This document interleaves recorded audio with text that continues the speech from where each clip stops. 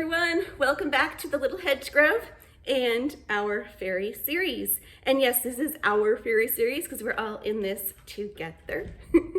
And I do want to touch upon just a couple more basic aspects before we get into the more meatier things that I want to cover on this series, because I do want people to know, those that are familiar with my blog and the book, that I'm not just going to reiterate everything that I've done over there into here. We will be covering some other things too, and a little bit more about Faerie and things like that. So stay tuned for that. But I do want to cover some basics first for those who are happening upon this blog, hello, who do not know me or any of the Fae things that I have covered on the blog and that kind of thing. So for all of these people that are new, welcome, and welcome back to all those who do know who I am as well. Today we're going to cover offerings, because that seems to be one of the big main things that people want to know right away when dealing with the Fae is, well, what do I do for offerings? You know, how can I attract the attention of a Fae? I want a relationship with a Fae, you know, things like that. And that's very understandable. You know, Fae do love offerings, so that's something that I do want to get into. The big thing you need to know about offerings, first of all, is that whatever you are putting out for an offering, remember that an offering is a gift. That's the biggest thing you do need to remember. Because if you're putting out offerings to pacify the Fae, I know some people have done that, or you're putting out offerings because you want something in return, you want a favor from them, or you want them to work with you, that's not a gift. What that becomes is a business arrangement. You're paying them for something, and you do not want to get into a business arrangement with the Fae. You want to stay wary of deals. You want to stay wary of being in a contract with them or some kind of business arrangement. Offerings are gifts. We need to keep it as a gift. Gifts are pure. You don't, you know, if you're giving a gift to someone for their birthday, you're not giving them that gift because you're expecting something from them back.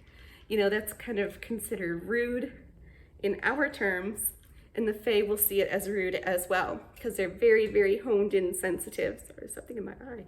They're very sensitive to polite gestures and things like that. They will take insult to that very, very readily. So remember, if you are putting out an offering, make it a pure, simple gift, like you're giving a gift to someone for their birthday or for a holiday, not because you want to keep them happy and not bother you, not because you want, you know, to attract them to work with you like a, you know, a partnership. They will work with you if they feel like it, but they also do not work for you. You need to be careful of that. Okay, we are not above, you know, the Fae, all right? They don't work for us. They're, you know, you can develop a relationship with them, a friendship type of a situation, where then they might be willing on their own to help you out. You know, they're not against doing that, but as like, you know, like as a friendship thing, as a nice thing that they decide to do, not they work for you. So you got to keep that in mind when you're working with them. As to types of things to put out for offerings, there are the generic things for a lot of the Fae that frequent homes. Again, there are millions of different types of Fae. If you want to, you know, find out specifically what kinds of Fae you're dealing with, they may be attracted to different kinds of things. Like if you are dealing with, for example, some kind of Fae species that's by the water, they might be more prone to liking things that have to do with the water elements, like maybe some seashells you find to leave out for offerings, or, you know, beach sand, things like that. They do like natural things. That is something to keep in mind. They do not like fake kind of trinket things that you buy from the stores so much. Stay away from metals. Iron obviously is something that Fae do not appreciate or like, but from the Fae I've channeled here, they aren't big fans of metal in general. Copper, okay. Pure silver, okay. That's different. But even if it's just like, tin or like, any kind of metal type of a thing, it won't like repel them. It's not going to hurt them, but they're not big fans of it, is what I'm gathering. So keep it natural. As to foods, a lot of them do like baked goods, things like cream, sugar, honey. Those kinds of things are big with the Fae that tend to frequent homes. And I'm going to keep saying that because, again, Fae are a huge umbrella term. It's a huge umbrella term to a lot of different kinds of Fae. And I'm not going to narrow them all down into they all like one thing, because they all don't. They like different things. But there is a generalized idea, though, of what a lot of them like that do come around the homes. And that is baked goods, dairy type products. Again, try to keep it as natural as possible. It's not always possible. And from what I gather, they don't mind it so much as long as the intent is there in an honest gesture of hospitality. And that's what they're looking for the most. They're big on to your intent of the offering. So, if your intent is not really pure of why you're putting out an offering, they will know. They can kind of read your intent. If you don't have much at your home, maybe you only have, an acorn, or maybe you only have a piece of a chocolate chip cookie that you happen to have bought from the store, and you're like, oh, I should share it with the Fae, as a nice, as a sharing type of a thing, because they're in your home and you want to share, just like if you had a guest over and you're like, oh, would you want some too? I'm having one, do you want some? And that's the kind of relationship they really like to have in the homes. That more of just a hospitality type of an offering gesture of, I'm having some, would you like some? Sharing, that's kind of a thing. That they appreciate that kind of offering, from what I have found, a lot more than some kind of lavish special thing. And you can do those anywhere. You could put an offering, on your shelf. You can just, if you're eating at the table, I know some of you might be in situations where you can't be as open about these things due to other family members, or you're worried about people, judging you or anything like that. I know not everyone's in the same situation. I'm lucky enough to be older and live on my own, and I can kind of do my own thing, but I know not everybody is there. Your time will come if you are one of those people, trust me. But, if you're just by yourself somewhere, just leave out something, or split it in half and give them a piece and be like, anybody wants some, this is for you. Keep it pure. Keep it pure and simple. You're not asking something back. This isn't a business arrangement. You're not like, I'm going to pay you this piece of whatever so you can come and work with me. You see what I mean? That's a payment. That's like giving someone money for something, except it's as a gift instead. So that's not really a gift. That would be a payment. And they definitely don't look like that very well. Unless you're specifically looking for a deal with a Fae, but I highly do not recommend doing that. They are very particular and sneaky when it comes to deals. You don't want to lock yourself into something that you are not ready for. And trust me, none of us are ready for it. I'm not ready for it either. So be very careful about that. Now hang on, I'm going to take you on a quick adventure example to a offering that I put out the other night. Here is one example of how I do a quick kind of offering for the Fae, because I know a lot of people ask, like, what can you give to the Fae for offerings and things like that. And honestly, from what I'm getting from my channeling and from my interactions with the Fae that I'm familiar with, is they honestly just like to be treated like there's someone stopping in for your house. Would you like some tea? Would you like some, whatever you're having? Do you want to share kind of something like that over some fancy lavish thing. And these are just some things that I always have at the house. One of the favorites I like to give them is honey tea, which I just make with any kind of honey. I usually do have raw honey though. This is an old thing, but any honey and just like hot water they even like, I've noticed. But today I'll just show you a quickie thing I'm gonna do. I apologize for the shaky camera for this part. It doesn't set up well on my table. I'm just gonna give a little bit of cream into just a normal cup, because I'm not even gonna leave this cup where I'm putting this offering. This is another thing that people are always questioning about and wondering, and I had the same problem, is I want to put out offerings, but my animals get into everything. And I have the same problem. I have 3 cats and a dog, and they like to eat anything I leave out, or just like break it, bring it outside. My dog likes to take things out back, and it just doesn't happen. So I'm going to show you a trick to that Atri has talked to me about. And for those who don't know, Atri is the name that the Fae that I channel, it's the name that he allows us to use. It's not his real name, and I'll get into that into another video about names, but he allows us to use the name Atri. So this is a little trick that he had me use. I'm going to fast forward to putting it outside, but right now I'm just going to add some honey, and then I'm going to warm it up in the microwave, because honestly it just helps the honey to dissolve. It doesn't leave it clumpy, and I think it personally tastes better probably as, you know, a warm, you know, comfort drink for the Fae. So I'm going to fast forward to that. All it is cream, honey, warm it up, and mix it. Fairy offerings that I'm going to put outdoors outside on this, I call this my sacred well. I made this, but it's not really a well, but we'll go with it. Anyway, I like to leave my offerings out here. It is nighttime, so we'll just do it quickly here.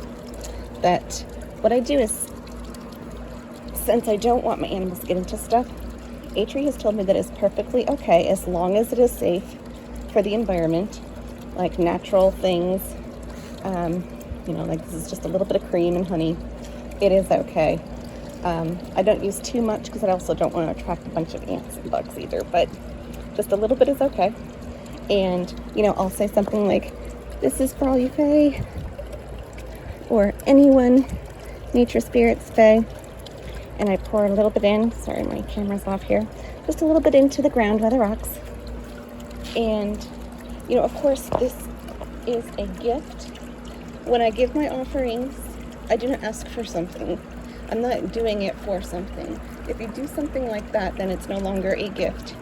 According to the Fae, that makes it some kind of a business agreement and a payment. And you do not want to get into that. It also can be seen as very offensive, depending on the situation. You don't want to make deals, and you don't want to get into a business arrangement when you're giving offerings. Offerings are gifts. Gifts are pure. Keep them that way. So it's just a gift. So enjoy. And I like to just say, you know, I hope you guys are enjoying your evening, and whoever wants to have some, please help yourself. Okay, so what kind of offerings? As you saw, that little example that I did, that was actually the other day. It is daytime now. But that was just cream and honey, warmed up. I did do it in the microwave. I happen to be one of those people who, you know, as natural as I try to be, you know, sometimes you're just in a rush. And again, it has to do mostly with your intent. You know, they, like I said, they do know that. So if you're honestly just trying to be hospitable and want to give something, they're going to, the gift is going to come from here. You know, the gift isn't actually necessarily just the item. A gift is what it means. And so the more it means from you to give to them, the more powerful and meaningful the gift is for them. So if you wanted to make something yourself, you can make things that are gifts. If you wanted to draw something, write a poem, sing a song for them, dance in their honor, you know, or anything that you're doing that you create adds that added factor to the power behind the gift, because it means more from you if it came from your energy. The more you're giving up, the more potent and special the gift is. And that kind of goes for people too, so kind of just think of it that way. But as to other things you can give for gifts, anything like little trinkets you find in the nature, I like to go around and I do some walking with my dog every now and then, and I like to find little things out and about in nature and just on the walk in general. Just you find little, I don't know, just little random things. Like I found a little wad of sap that fell off a tree the other day, and it was kind of sparkly. And I'm like, ooh, sparkly sap. I'll give this to the Fae.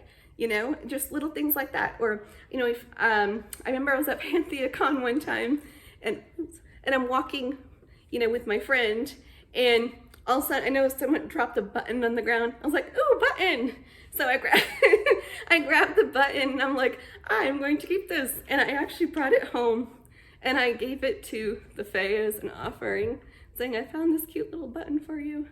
So, you know, you can do things like that. That they like little things like that, little treasures, little trinkets, you know, things like that that are very pure and innocent. Just remember to, again, keep it kind of natural. Stay away from metals is a big thing. They do not like metals.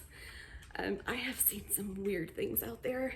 Like, I remember a fairy house that I saw at the store even, that had a framed horseshoe for the door, like a fairy door with a horseshoe on it. I'm like, that's not gonna work for the Fae. That's going to repel them away. Not to sound like I'm rhyming, but yes. So be wary of things that you do buy at the store. You can get things at the store, but you know, keep an eye of what kind of materials they're really made of, and just think of that logically. Also remember too that Fae are not just like cutesy little creatures with wings, okay? Most of them are not anything like that. So you also don't want to offend the Fae of your area as well by representing them in a very falsified, kind of like comic kind of a way. My best way to describe what I'm gathering from them is to kind of think of it in a context of how sometimes we have some old movies or whatever, and the depictions of certain people are really not appropriate. You know what I mean? Things like that, really like bad, horrendous stereotyping, kind of offensive things. And you have to remember that this is a real culture out there as well, okay? We don't necessarily see them unless they want to be seen, but we do need to respect that they are real beings. They are living, they are alive. They're not like some, you know, deceased spirit out there. You know, they live, you know, here and there at the same time. They're right around here in our neighborhoods, in our nature, in our homes, and we need to respect them. So keep that in mind. I do have a statue here though that you probably have noticed. It does have wings. And it's kind of like a depiction of like that stereotyped fairy. But for some reason about her, this is made out of actual stone. So I thought it was actually kind of cool. But she actually resembles more of like Mother Nature to me, to be honest with you. I don't really think of her as the Fae. This is Mother Nature to me. She's young. She hangs out with nature. She's holding some plants and flowers. And the wings aren't, I don't mean the wings in a literal sense. Like to me, the wings just mean kind of her here and there essence that are being signified with a wing, if that makes any sense. I don't know, it's hard to explain it. But I don't see Fae with wings. There can be Fae with wings. I'm not saying there isn't, you know, but not all of them do. a majority of them do not, to be honest with you, from what I've gathered from things. I will tell you Faerie, who is the name of the fae that I work with. Well, it's not his real name, but it's the name that he allows us to use to call him, to talk about him with. He does not have wings. I'm not going to totally get into him on this lesson today, but he actually resonates more with tree roots, is what I have gathered from him. He looks like roots. He's kind of more, I'm getting way off track on offerings, I'm sorry, but he looks more like branches and the roots of the trees, like his limbs are more like roots and kind of things like that. They're long and spindly, and you know, but the way he projects himself though is more of a, you know, he does have like a human looking face, but I think that's just the way he is projecting for me to see him and feel more comfortable seeing him. But I do know that he has very, very long limbs, very long arms and fingers that are like the roots. So you got to keep that in mind. There, you know, when you are getting things to put around your house for the fae, don't try not to offend them, you know. And for the most part, they seem to be okay. At least the ones like Faerie talks to me a lot, and he seems to be okay with most of the little fairy things that are around, as long as your intent is pure. Again, he seems to tell me a lot that intent is what matters the most. They can read the intent. So if your intent is honest about it and pure, they're gonna know, and it's not gonna seem offensive, is what I'm gathering from him. Okay, so you gotta keep that in mind. Okay, two last things to cover are where to put offerings and how to discard them. Those are two main things that need to be known about.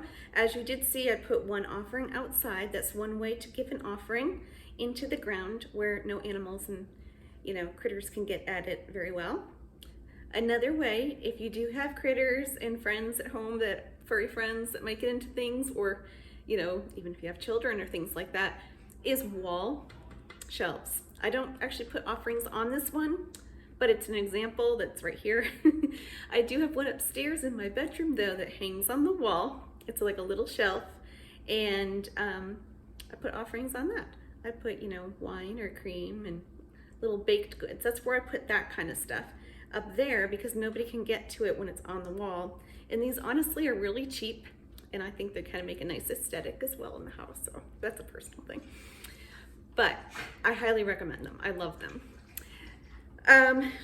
Second thing is obviously anywhere. It can be on your counters if you're able to do so, and things like that.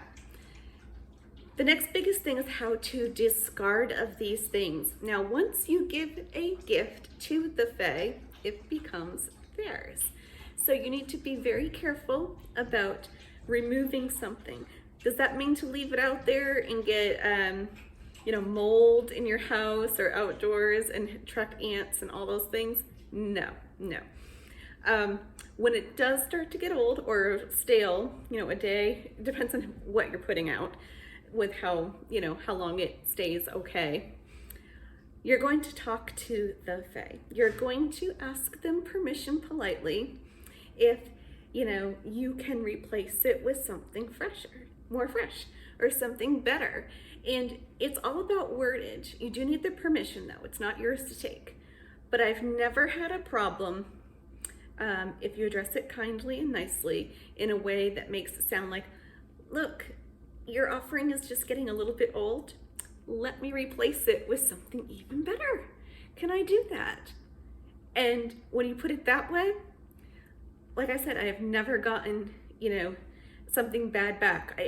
It's always been like, okay, you know, as in my channel, they don't seem to mind that. But you do have to replace it. If you're saying you're going to do something, you have to follow through. You can't be like, oh, I'll do that, and then, you know, you forget about it.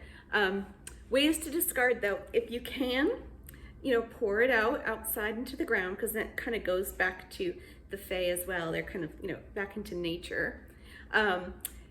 or bury it. You can do that too. Crumble something up and bury it. The only thing though with that is that it needs to be something that's safe for the environment. I would not do it with chocolate because animals and things can get into that and that's not healthy for them. For those types of things, do bring it inside, do throw it out. But again, replace it. The key is the communication with them and the offering of bring something even better to put there instead. And that seems to go very well. So anyway, if you have any questions about anything, please comment below. I'm here to help.